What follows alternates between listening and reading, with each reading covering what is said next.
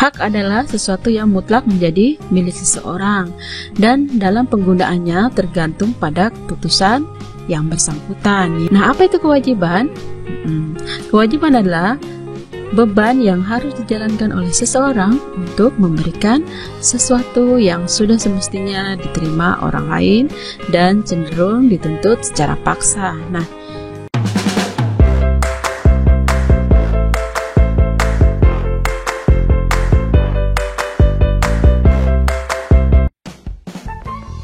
hai, assalamualaikum warahmatullahi wabarakatuh. Shalom, apa kabar anak-anak?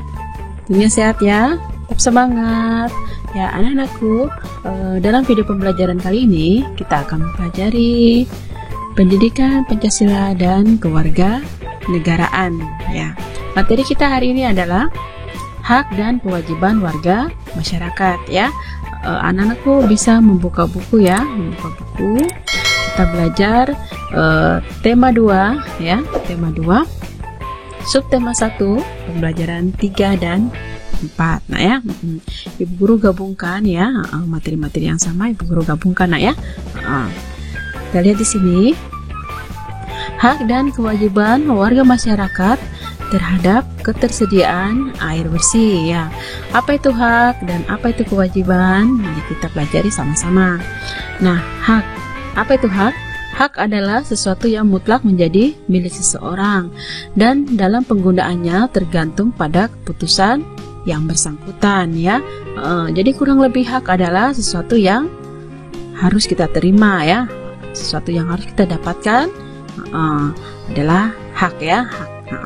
Nah, apa itu kewajiban? Kewajiban adalah beban yang harus dijalankan oleh seseorang untuk memberikan sesuatu yang sudah semestinya diterima orang lain dan cenderung dituntut secara paksa. Nah, jadi kewajiban itu secara umum seperti itu ya. Kalau boleh disingkat, kewajiban adalah sesuatu yang harus kita jalankan ya, sesuatu yang harus kita jalankan atau kita lakukan. Nah, bagaimana kalau tidak kita lakukan atau tidak kita jalankan? Kalau kita tidak lakukan, kita akan menerima sanksi ya, sanksi atau hukuman. Contohnya, apabila kamu sebagai peserta didik ya, sebagai siswa, kalian harus melaksanakan kewajiban. Nah, kewajibannya apa? Apabila kalian pergi ke sekolah, kalian harus mematuhi aturan yang ada di sekolah ya. Misalkan kalau sekolah mewajibkan siswanya datang memakai seragam ya, terus kamu datang tidak memakai seragam, pakai baju biasa, kira-kira bagaimana? Ya pasti kena teguran ya, kena hukuman atau kena sanksi ya. Terus kewajiban kamu yang lainnya ya, misalkan ke sekolah harus menggunakan sepatu ya, ke sekolah harus membawa alat-alat tulis. Apa saja alat-alat tulis? Buku dan pena, pensil ya. Terus kalau kita tidak membawanya bagaimana? Kalau kita tidak menjalankan kewajiban itu bagaimana? Kita pasti ditegur Bapak atau Ibu Guru ya. Nah, kalau kalian sudah melaksanakan kewajiban, baru kalian dapat menuntut hak kalian. Hak kalian di sekolah apa? Hak kalian adalah mendapatkan perlakuan yang sama. Apalagi kalian berhak untuk mendapatkan pelajaran ya, kurang lebih seperti itu nak ya. Kalau di rumah bagaimana Ibu? Nah, kalau di rumah hak kalian adalah mendapatkan perlindungan dari orang tua ya, mendapatkan tempat tinggal yang layak ya. Terus kewajibannya apa? Kewajibanmu tentunya adalah membantu orang tua ya, menghormati orang tua ya sayang ya. Oke, nah kewajiban ini biasanya dipenuhi sebelum seseorang mendapatkan haknya. Lakukanlah kewajibanmu sebelum menuntut hak ya. Oke, nah kita kembali lagi hak dan kewajiban warga masyarakat terhadap ketersediaan air bersih ya. Air merupakan sumber kehidupan ya, baik bagi tanaman, hewan maupun manusia. Oleh karena itu kita harus menjaga ketersediaan air bersih ya, demi pemenuhan kebutuhan hidup sehari-hari ya. Tanpa air, ya, tanpa air bersih, manusia tidak akan bisa melangsungkan hidupnya dengan baik. Bayangkan, apabila airnya tercemar, airnya kotor, bisa digunakan tidak? Bisa, tetapi nanti ada efek sampingnya ya. Kalau dipakai mandi, nanti badannya jadi gatal-gatal ya. Kalau dipakai minum, aduh, tentunya nanti buat perut menjadi mules ya. Jadi kita sangat-sangat memerlukan air bersih ya.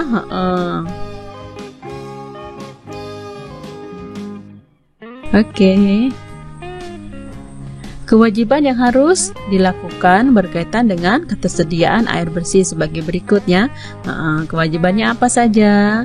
Tidak membuang sampah di sungai ya, di selokan, di got, di pantai ataupun di laut ya. Jadi tidak boleh membuang sampah sembarangan. Buanglah sampah pada tempat sampah ya, pada tempatnya ya.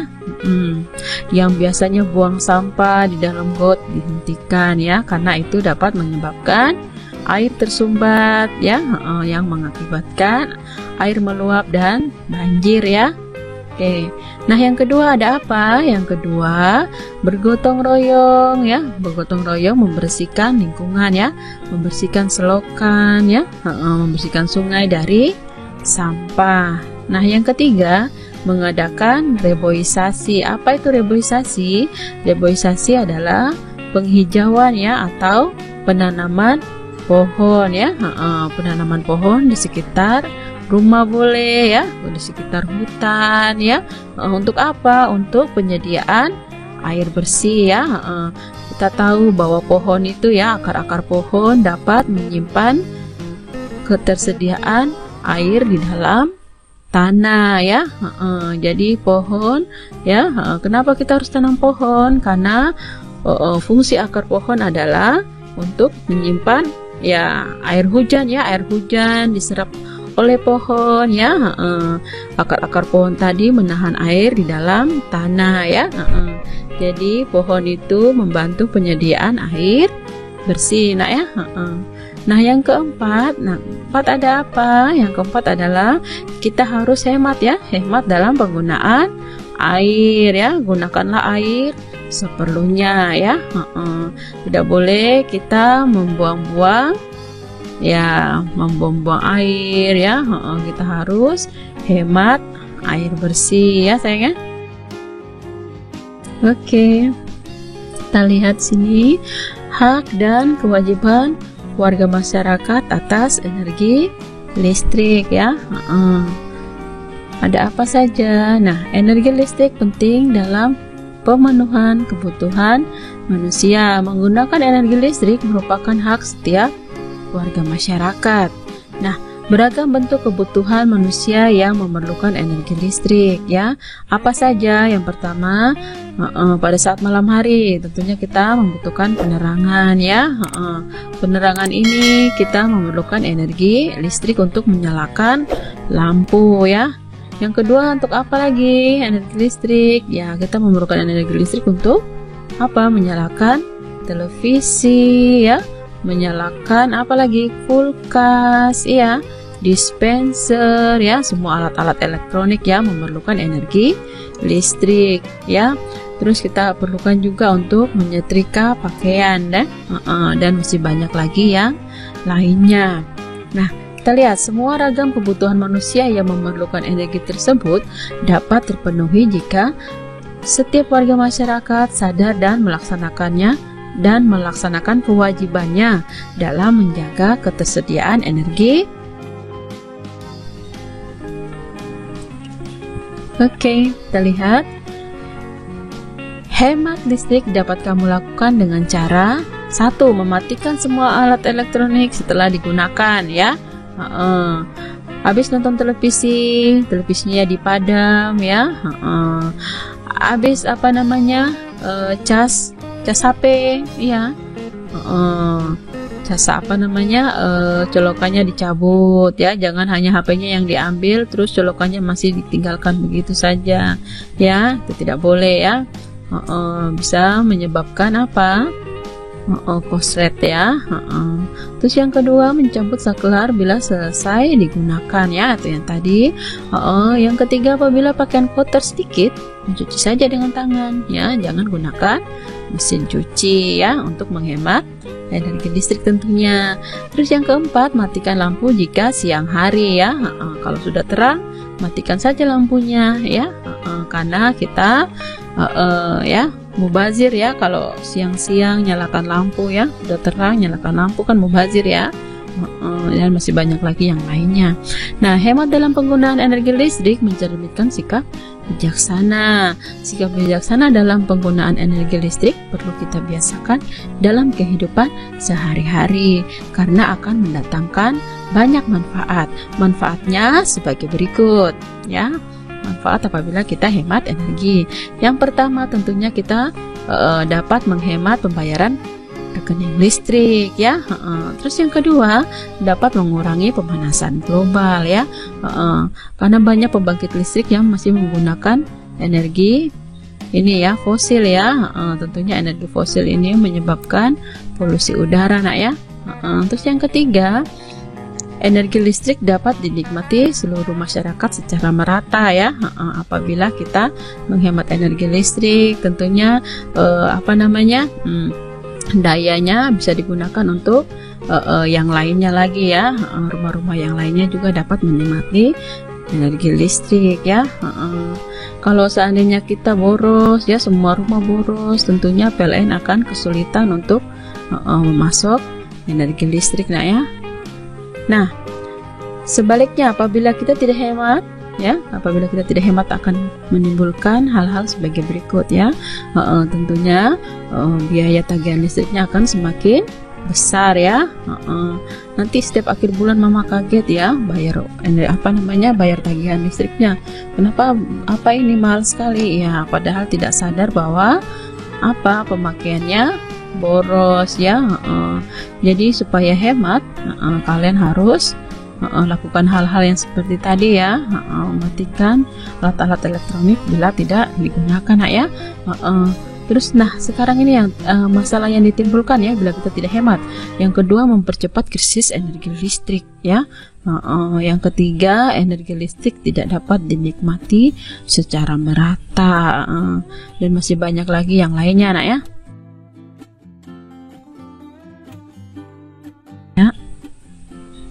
Kita lihat yang berikutnya, kita akan mempelajari bahasa Indonesia nak ya.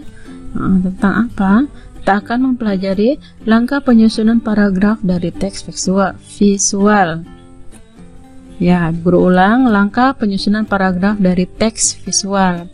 Informasi penting dari teks tulis dan teks visual atau gambar ya. Perhatikan gambar di bawah ini. Kita lihat gambar. Ya. Gambar apa ini nak? Gambar anak-anak sedang apa ini? Tarik tambang ya, bermain tarik tambang. Kita lihat gambarnya. Oke. Ya. Teks visual di atas memiliki gagasan pokok ya, gagasan pokok. Ide pokoknya ya, ide pokoknya apa? Mereka sedang bermain apa nih? Mereka sedang bermain tarik tambang ya, sedang bermain tarik tambang ya. Terus tiap gagasan pokok ini ya, gagasan pokoknya tadi ini bermain tarik tambang ini kita dapat mengembangkannya ya, dapat dikembangkan menjadi sebuah paragraf ya. Kita dapat membuat sebuah karangan dari gambar yang ada di atas ini ya. Dari gambar ini kita dapat membuat sebuah paragraf untuk dijadikan sebuah karangan ya. Berdasarkan gagasan pokok tersebut, kamu dapat mengembangkannya menjadi sebuah paragraf seperti berikut ini. Nah, kita buat ya. Ini kita lihat, anak-anak tampak bersemangat bermain tarik tambang ya. Guru ulang, anak-anak tampak bersemangat bermain tarik tambang. Kedua regu tidak ada yang mau mengalah. Regu A ada Siti, Lala, dan Jainuddin. Sementara regu B ada Nasya, Abdul, dan Hatran. Kedua regu saling tarik-menarik, membuat permainan terlihat sangat seru. Oke, itu contohnya anak ya. Ini ibu guru buat satu paragraf ya, boleh lagi dikembangkan lagi, buat satu paragraf lagi ya. Ini salah satu contohnya nak ya. Dan ingat apabila kita membuat sebuah karangan ya, kalau paragraf baru awal tulisannya harus agak masuk ya, agak masuk. Yang anak-anak ini tulisannya agak masuk ya, selanjutnya tulisannya seperti biasa. Nanti kalau masuk di paragraf baru, berarti tulisannya juga agak masuk nak ya. Oke, kita lanjut lagi. Perhatikan gambar di bawah ini. Cobalah tentukan gagasan pokoknya. Kemudian buatlah menjadi sebuah karangan atau paragraf ya. Kalian perhatikan gambar. Ya, ini ada gambar apa? Kita lihat. Kita dapat melihat ada 2 ekor sapi sedang menarik sebuah gerobak yang berisi apa nih, hijau-hijau ini? Bisa sayuran, bisa padi ya, bisa rumput ya. Intinya sapi sedang menarik gerobak. Kira-kira ide pokoknya apa ini? Gagasan pokoknya apa ini dalam gambar ini? Kita tentukan apa? Apa ayo? Gagasan pokoknya. Kalau ibu guru buat gagasan pokoknya, sapi sahabat manusia ya. Kita kembangkan gagasan pokok ini menjadi sebuah paragraf ya, sebuah paragraf ya, atau sebuah karangan. Nah, guru buat seperti ini nak. Banyak sekali jenis hewan yang dijadikan sahabat manusia. Ada kucing, anjing, kerbau, gajah, dan lain-lain. Hewan-hewan ini mudah diajari dan dapat membantu pekerjaan manusia. Misalnya sapi dapat membantu pemiliknya membawa barang dan membajak sawah. Sapi dapat meringankan pekerjaan pemiliknya, sehingga sapi banyak dipelihara oleh manusia ya. Ini ibu guru buat satu paragraf ya. Kalau mau ditambahkan lagi boleh kita buat satu paragraf lagi ya. Tapi intinya di sini gagasan pokoknya adalah sapi sahabat manusia ya. Kita menceritakan tentang sapi yang membantu meringankan pekerjaan manusia nah ya. Oke. Sampai sini ibu guru harap anak-anak sudah paham ya. Ibu guru buat beberapa pertanyaan, nanti anak-anak jawab ya. Anak-anak jawab, setelah itu ya nanti dikumpulkan ya, kumpulkan hari Kamis. Kita lihat nomor 1, kewajiban kita terhadap air bersih adalah titik-titik. Kewajiban kita terhadap air bersih ada apa saja ya, kita harus bagaimana. Nah, yang kedua, manfaat yang kita dapat apabila hemat listrik adalah apa manfaatnya?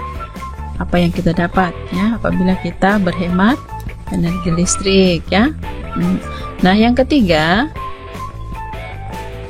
perhatikan gambar di bawah ini. Pilihlah salah satu ya, pilih salah satu gambar ya.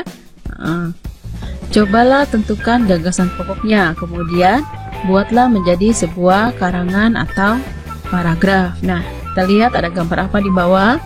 Nah, yang pertama ada gambar anak perempuan dengan mamanya ya. Kita kasih nama Siti ya, Siti dan mama ya, mama Siti ya. Ini gambar A. Kalian boleh pilih ya, pilih salah satu. Mau pilih gambar A atau mau pilih gambar B ya. Ini ada 2 orang anak, kamu boleh beri nama ya. Terserah mau beri nama siapa ya. Anak ini sedang melakukan apa ya. Jadi bebas, kamu pilih salah satu gambar ya. Boleh pilih gambar A atau boleh pilih gambar B. Jadi kamu bikin satu saja nak ya. Buat satu, kamu pilih satu gambar dan kamu buatlah menjadi sebuah karangan ya. Nanti kumpulkan sama-sama dengan yang 2 nomor di atasnya ya nak ya. Buat sebuah karangan sesuai dengan gambar ya. Oke, sampai di sini ya. Ibu guru harap anak-anak sudah paham ya. Apabila ada kata-kata yang salah ya, Ibu guru mohon maaf ya. Terima kasih sudah menonton ya, melihat video ibu guru ini ya. Semoga bermanfaat ya. Semoga bermanfaat.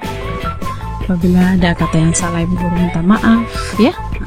Sekian dan terima kasih. Wassalamualaikum warahmatullahi wabarakatuh. Shalom. Bye bye. Tetap semangat.